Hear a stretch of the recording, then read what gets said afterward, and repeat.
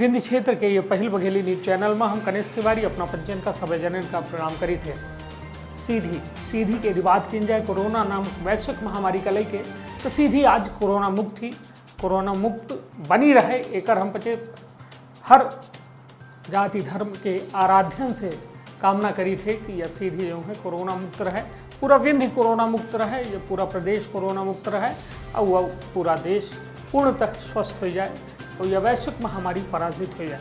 यह पूरे मामला में सीधी के जिला कलेक्टर रवीन कुमार चौधरी से एमपी संदेश न्यूज़ 24 के एक्सक्लूसिव बातचीत में जोने में उनके द्वारा बतावा गया कि उनके द्वारा जो है यह कोरोना काल में कैसा तैयारी रही, का चुनौती रही उनके या कोरोना काल में, और साथ में उनके द्वारा यह बतावा गया कि आगामी दिनन की का तैयारी है, का बेहतर इंतजाम है।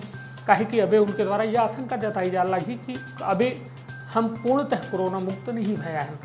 काहे कि सीधी की यदि आबादी की बात की जाए तो लगभग 11-12 लाख के आसपास पूरे जिला की लगभग आबादी है, किंतु अबे महज जो है जांच 2300-2400 के आसपास में ही, किंतु तैयारी पूर्ण है, जांच टीम बढ़ी गई है और का बेहतर इंतजाम किए गए हैं। यह मुद्दा का लेकर जो है खास बातचीत की गए कलेक्टर रवीन कुमार चौधरी से। देखिए प्रमुख अंश। बहुत बहुत धन्यवाद, प्रणाम। सर, सीधी वर्तमान में कोरोना मुक्त हुआ है और यदि वर्तमान में देश के अंदर हालात देखे जाए तो दिल्ली और महाराष्ट्र में कहीं न कहीं कम्युनिटी स्प्रेड की ओर बढ़ रहा है, तो उसको लेकर कहीं न कहीं सीधी में भी जो बाहर से लोग आ रहे हैं उसके लिए क्या अपील करेंगे, क्या तैयारियां हैं और आगामी दिनों के लिए क्या इंतजाम है? क्योंकि मानसून शुरू हो गया है, तो एक इन्फेक्शन और कोरोना के साथ हमें बीमारियाँ भी आएंगी, क्या तैयारियाँ हैं? देखिए, इसमें ये बात सही है कि हम लोग वर्तमान में हमारे यहाँ कोरोना पॉजिटिव अब कोई मरीज़ नहीं रहे। जो 17 थे वो सभी ठीक होकर के वो अपने अपने घर को जा चुके हैं। लेकिन फिर भी अभी जो है अभी हम कोरोना मुक्त जो है यूँ तो हम कह सकते हैं कि पॉजिटिव केसेस नहीं हैं, लेकिन हम इस संभावना से कतई नहीं इनकार कर सकते कि जो भी बाहर से आ रहे हैं और कई बार जो जानकारी देर से मिलने के कारण कई बार दिक्कतें होती कि चीज़ें ज़्यादा बढ़ जाती हैं और हम काम नहीं कर पाते। हमें उसके लिए सजग रहना। सीधी को ज़रूरत इस चीज़ की है कि जहाँ कहीं भी सर्दी खांसी बुखार से जुड़े हुए कोई भी मरीज़ हैं तो वो हमारे जो फीवर क्लिनिक है 18 हैं पूरे ज़िले में, उसमें वो ज़रूर दिखाएं। अगर वो दिखा लेते हैं उनके सैम्पलिंग की ज़रूरत होती है तो हम सैम्पलिंग कराएंगे और हमें उनको शुरुआती स्टेज में ही अगर कोरोना पॉजिटिव होने की नौबत आई तो हम शुरुआती स्टेज में हम उनको देख पाएंगे और उनकी हम मदद कर पाएंगे सही अर्थों में। लेकिन अगर इस चीज़ को छुपाते हैं या नीम हकीम के पास जा कर के इलाज कराते हैं तो वो कभी बहुत ख़तरनाक हो सकता है।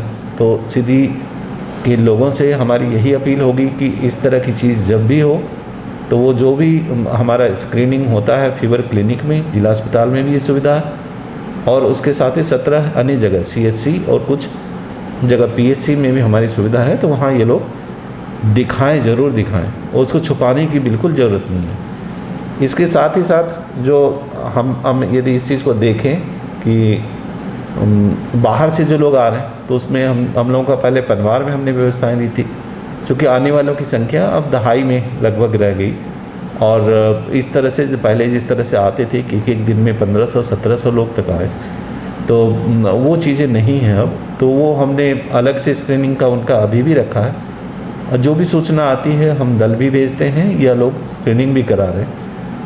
तो जो कोई भी जो कहीं मुंबई से आए हैं या दिल्ली से आए हैं या कहीं विदेश से आने की बात होती है या कोई ऐसी जगह से आ रहे हैं कि जो कि हॉटस्पॉट रहा हो, तो वो उनके खुद की स्वास्थ्य के लिए और साथ ही उनके खुद के परिवार के लिए, समाज के लिए के हित में वो जानकारी हमको ज़रूर दें, जिससे कि हम उनकी स्क्रीनिंग कर सकें। सैम्पलिंग की ज़रूरत होगी तो हम सैम्पलिंग करेंगे और उनको सही समय पे हम मदद कर पाएंगे। आज हमारे पास जो पर्याप्त संख्या में वर्तमान में बेड हैं और डॉक्टर्स का भी जिन्होंने शुरुआती राउंड में जो हमारे CCC जो है कोविड केयर सेंटर में जो काम किया है और सफलतापूर्वक लोगों को क्योर करके वहाँ से भेजा है, तो हम ये कह सकते हैं कि हम उन चीज़ों के लिए तैयार हैं।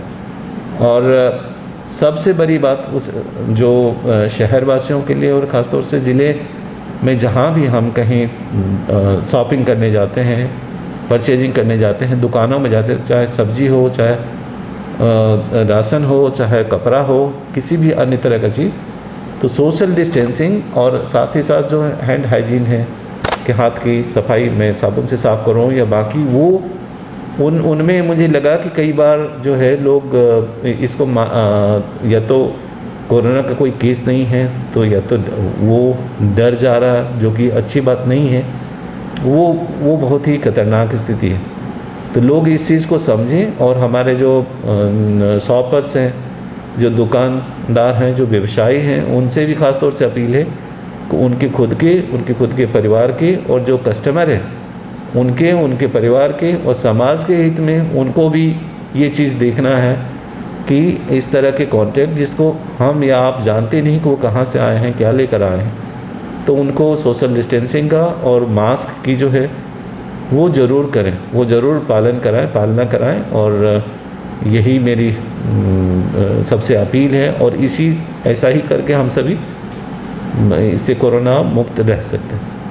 सर, जो ये बीमारी का तो ठीक है, आरोग्य सेतु ऐप और हाँ, एक जो सबसे अच्छी बात ये है कि जो भारत शासन के द्वारा जो कोरोना के संबंध में जो आरोग्य सेतु ऐप है, तो ऐप में यदि हम अपना इन्फॉर्मेशन भरते हैं तो वो इन्फॉर्मेशन यदि हम देते हैं तो वो एक तरह से हमको बाद में मदद स्वरूप वापस मिल जाती है कि कहाँ हमारे किस गांव में कितने लोग बाहर से आए, यदि मुंबई से आए हैं या ऐसी जगह से आए हैं तो वो हमें इन्फॉर्मेशन मिल जाती है।